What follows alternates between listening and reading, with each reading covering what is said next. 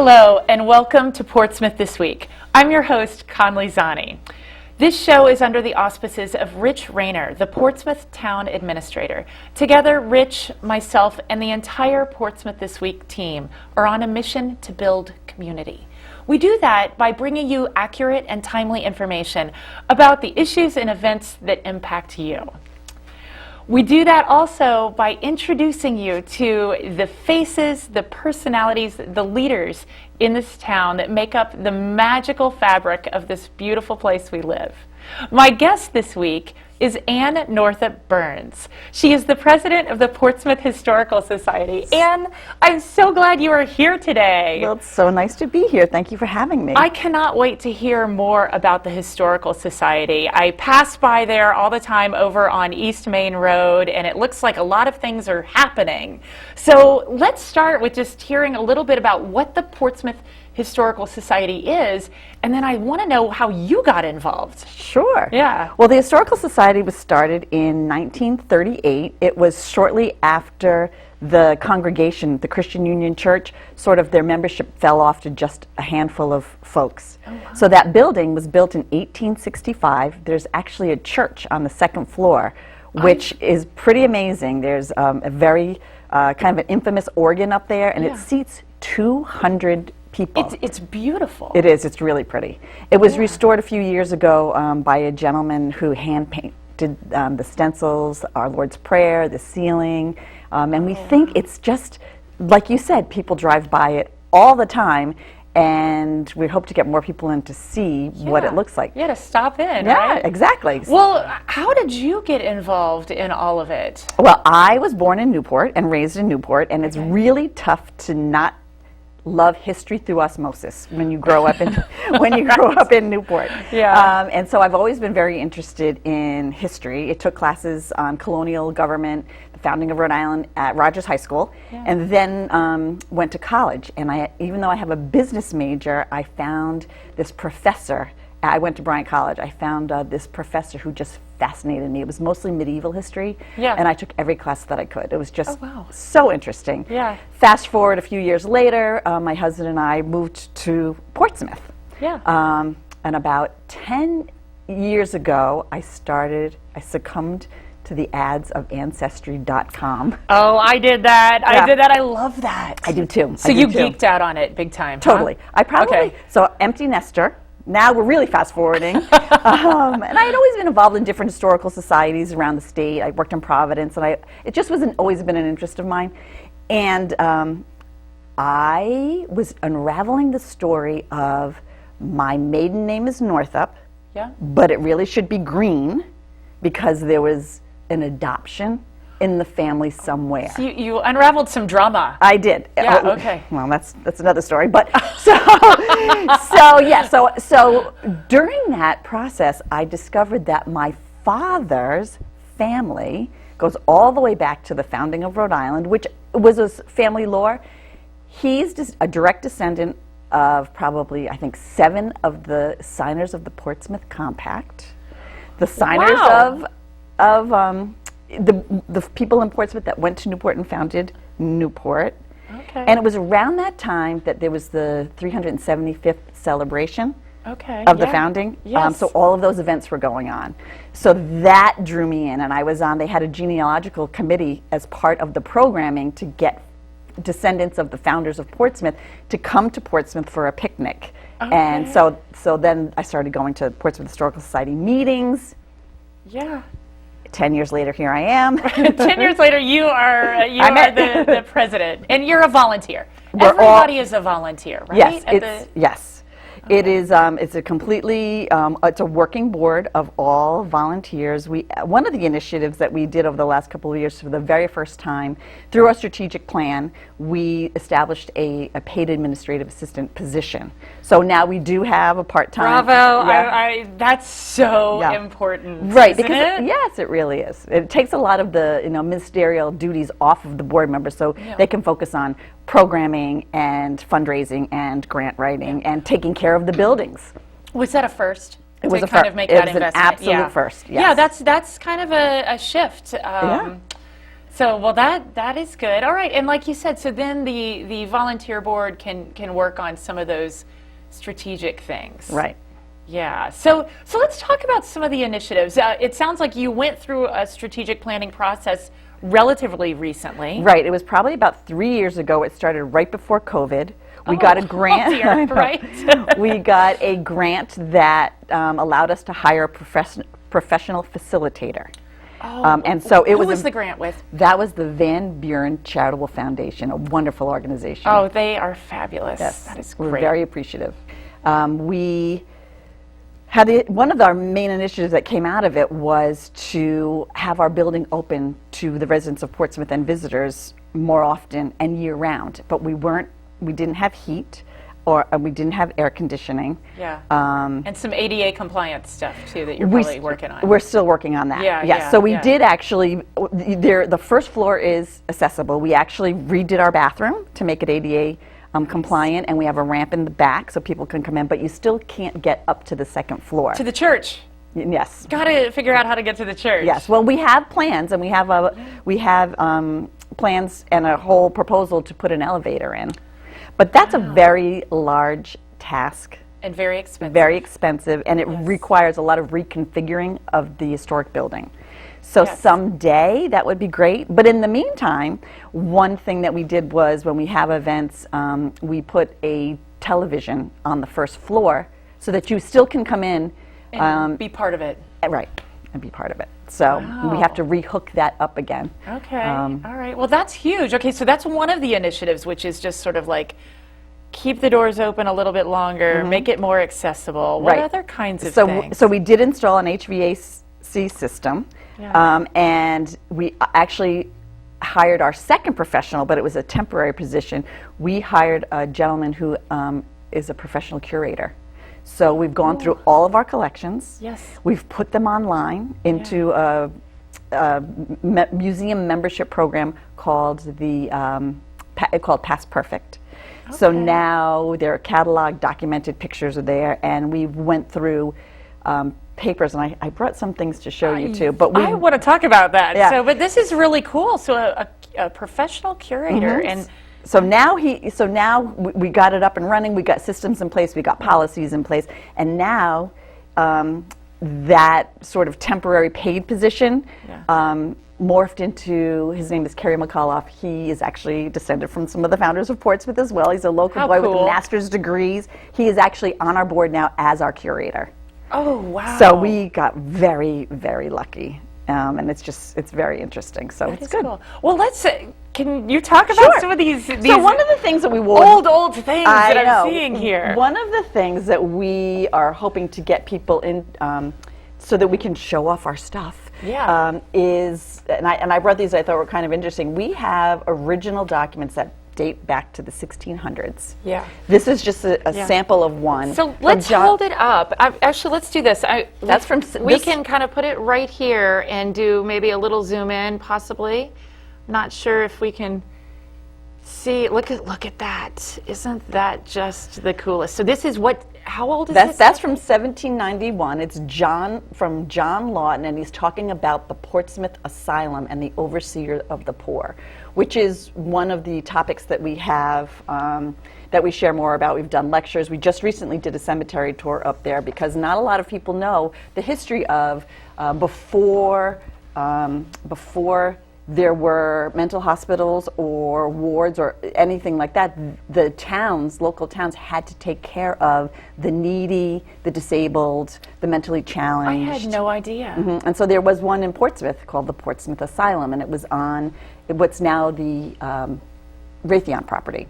So there's a cemetery there that we just did a tour of last weekend, and it gets sold out every time. So this is one of the documents. Okay, that is really cool. I know it is. It's actually a very sad story, but it's an interesting story, and that's one of the reasons why I love being part of the Portsmouth Historical Society. Is you learn so much, and it's so interesting to think about how people lived and the way things were in different time periods in our lives. Yeah. You know, and that old adage of everything that's old is new again. I mean, a lot of the issues that we deal with in society are not new, you know, but it's interesting to see how it was handled. So what else do you have here? So this, one of, if not the most famous of Portsmouth residents was a woman named Julia Ward Howe. You've heard of her probably. Yes, I have. I know we talked before about our trivia contest. I know you have a trivia. I would not do well in the trivia, but I have heard of her. But it's really fun. So so Julia Ward Howe,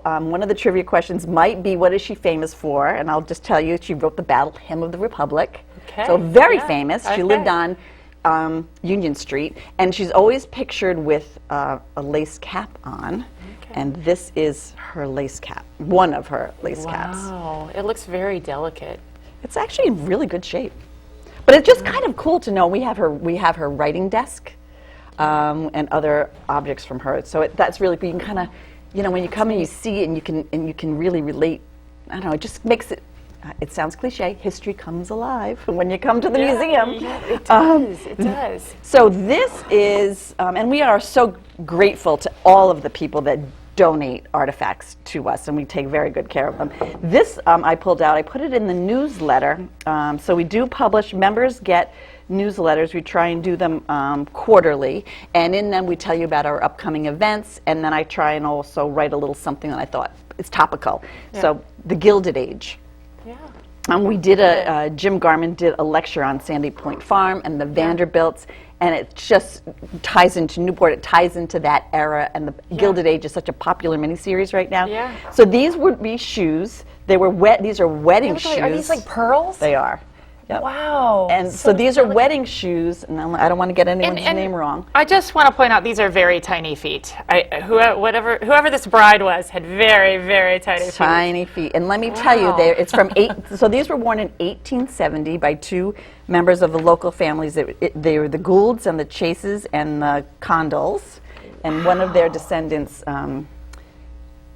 donated that to the Historical Society, so I thought that was kind of cool. And that's very cool. And then, during our sorting out and cleaning, you found a treasure.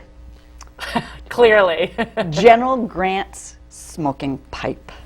Wow. Right here. Wow. Isn't that cool? Yeah. It's kind of, okay. I'll put it here. Yeah. But it's kind of fun. General Grant smoked from this pipe. That is amazing. We also have a lot to do.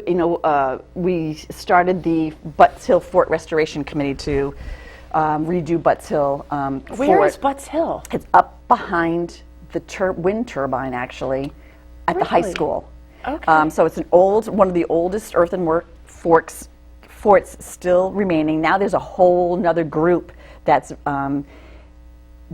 joining with other historical societies. They're doing really well and clearing it out. People know about it, but it kind of had gotten overgrown. It's owned by the town of Portsmouth, but they're making they're walking trails up there now, and we're putting signage up there so that people can know. And people are so interested in the American Revolution and our role in it, and the Battle of Rhode Island was a huge part of that. So it took place. The Battle of Rhode Island took place here in August. There's a commemoration every year in August. I think it's the August 29th of every year. So it's actually pretty cool. But we have some musket balls, and we have different artifacts from there too. That is fascinating. So are you looking for volunteers to help? Oh my gosh, yes. We have the need for so many volunteers all the time because we're really, really busy. We do a lot of programming and events. And what I like to say to attract volunteers is you really don't need to know anything about the history of Portsmouth. Okay. Right. You just need to be... You don't need to know who Julia Ward Howe is. You do not know. And that is actually part of the fun of being a volunteer, is because you learn so much. We provide a lot of information to people that would like to be a docent. So a docent is somebody who stands at the museum while the museum is open, so when guests come, they give them a tour. It sounds kind of daunting, like, oh, I'm not sure I could be I don't know if I could do that. Can I be a museum docent? Well, you can. Anybody can. Or you can be a greeter. And we provide all the training and all the information, so you just learn so much, and it's so much fun. The people that come in, a lot of times people come in from far away looking for something specific, and they tell you these great stories about when their grandfather lived in Portsmouth, this area, he lived in this neighborhood, and this happened. And it's just very relaxing, very fun. So that's something where you learn more about the history, but we also have to maintain our buildings, so we have a Buildings and Grounds Committee. So on Saturday, we're having a cleanup day, for instance. So we have Okay. people that can come and just helping clean- whatever pick way. up the twigs. Some muscle. Pick up the twigs. And then we have, things more along the lines of running an organization, any kind of an organization, but, looking at the bylaws and governance and, financial positions. Like we have a treasurer, and so there are all those kinds of classic Yeah. organizational opportunities. But right now, we would love to get more volunteers for any position. And then we're also looking to increase our membership. Part of our strategic plan, this organization went from 40 members 5 or 6 years ago to 450 members. You're kidding me. Now, they did a town-wide solicitation. A lot of it was, part of the, amazing. yeah, right? And Well, that's actually really incredible. It is. Okay, so townwide solicit. I want to know how you did that. town-wide solicitations, we've Okay. done 2 of them. Okay. Setting up a table at Clements Market. And we also, interesting, we used to not charge for anything. All of our lectures would be free. We try to do 1 a month. Events would typically be free, and we just ask for a donation.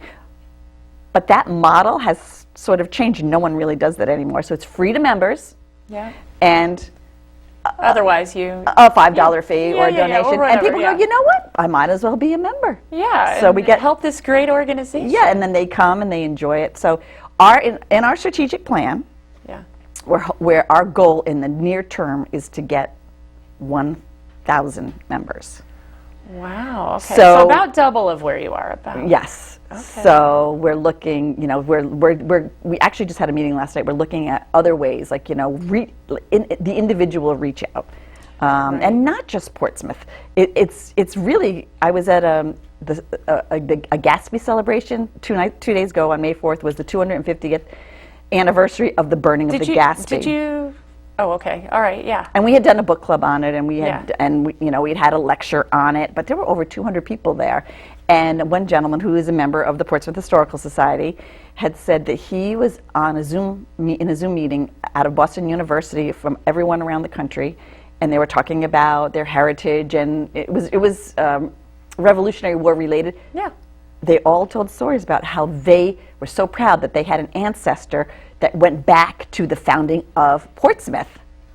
Wow. Yeah. So it's not just a little local thing. It Yeah. really has broad implications. Yes. Portsmouth is a big one. It's a cool one. Yeah, it's very cool. It's It's cool. definitely it really, cool. It really is. So anyone can be a member. Anybody can be a member. We Right. have various levels. We have individual, family, benefactor, patron. They're all different. All of it's on our website.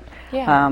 And All right. So what is your website? our website is www.portsmouthhistorical.org. Don't miss the 2 H's together. PortsmouthHistorical.org. Double H. Spell And it that's- all out. And that's another major initiative that we have right now too. We are rebuilding our website. So right now we've sort of cleaned it up, but we have so much great, fascinating reading on our website about different things in the town. Our lectures get recorded and posted on YouTube and on our website. We have a Facebook page. We're not cool enough to be on Instagram yet. We'll get there.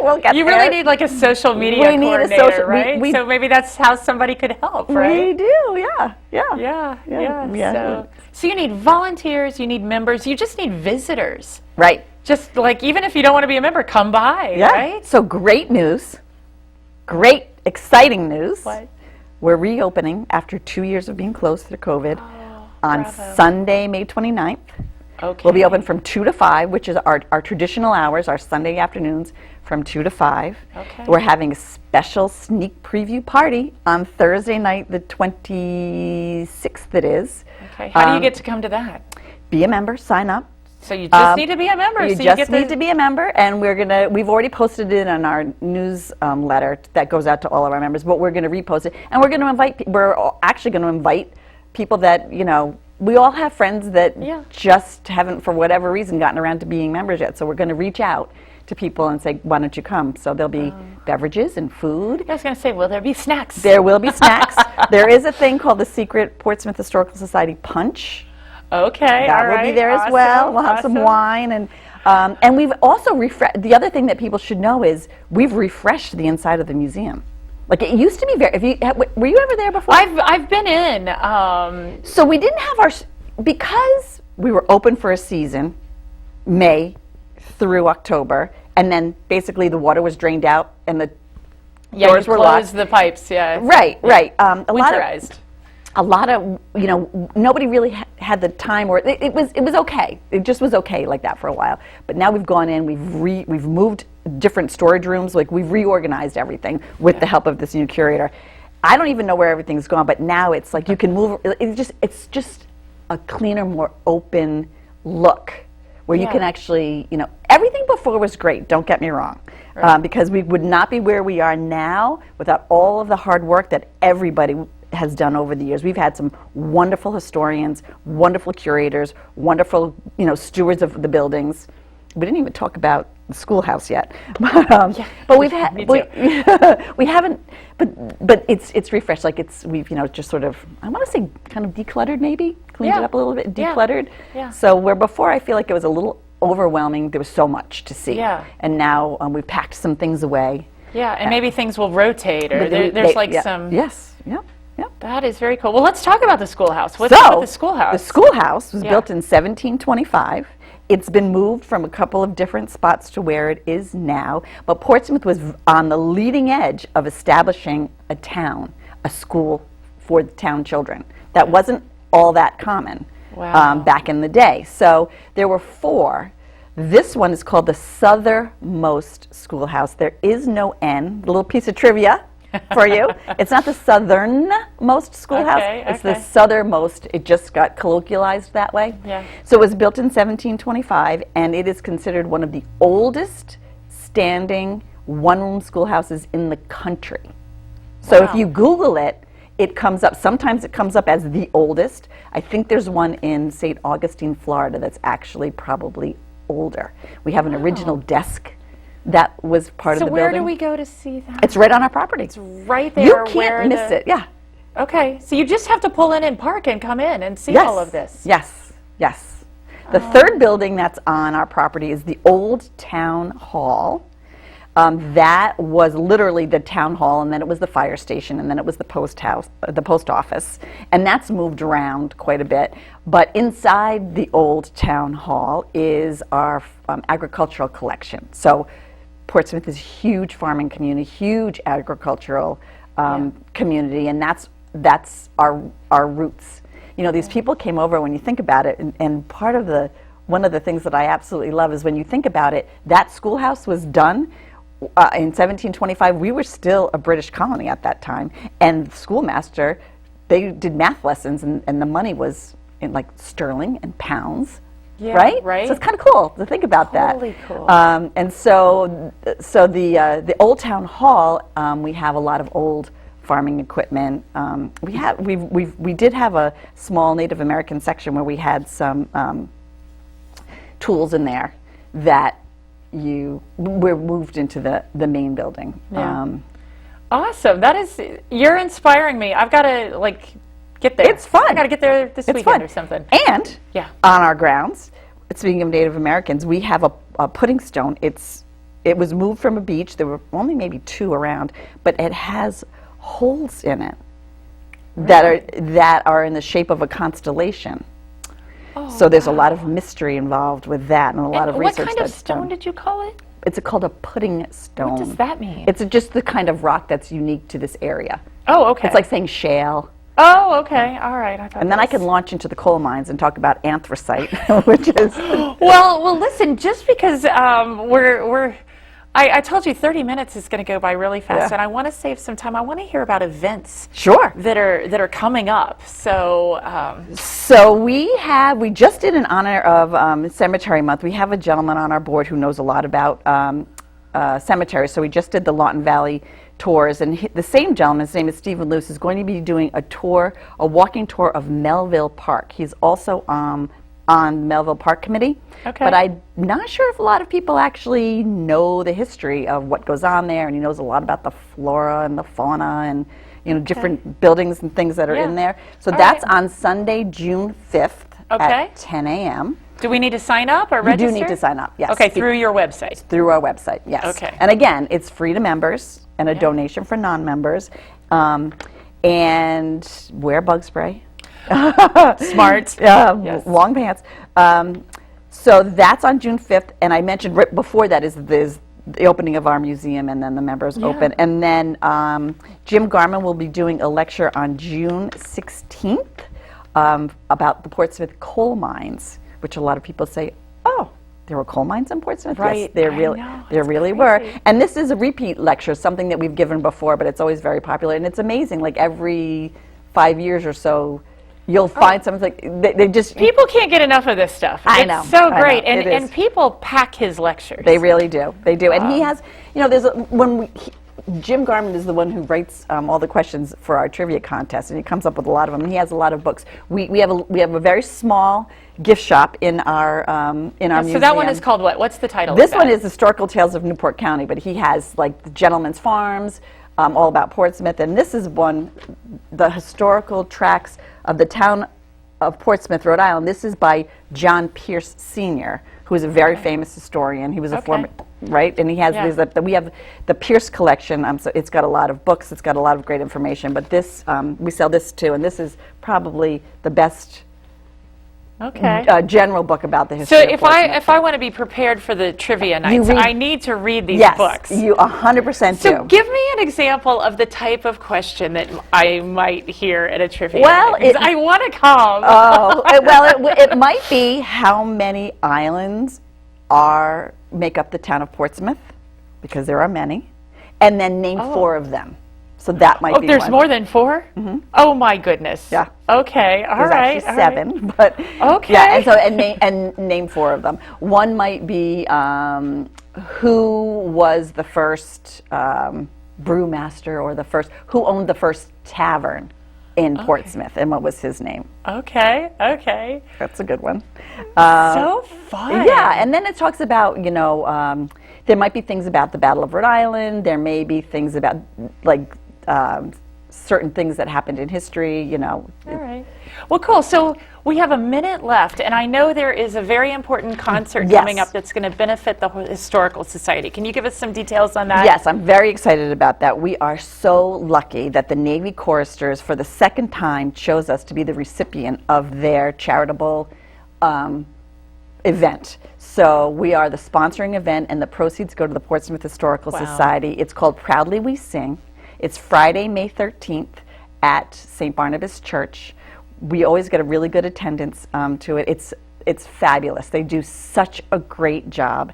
And we have tickets for sale on our website at the door. You can get them at the door. But it's a big fundraiser for us. That is great. Well, congratulations on that. And I know we're going to be hearing more about that event. So you are. Thank you, Anne, for coming and so sharing much, Conley. everything. We appreciate it. I am inspired to come by good. And join and everything. And I've got the keys, so anytime you want a private tour, let me know. I love it. I love it. Thank you, everyone, for joining us this week on Portsmouth This Week. My guest has been Anne Northup Burns of the Portsmouth Historical Society. See you soon.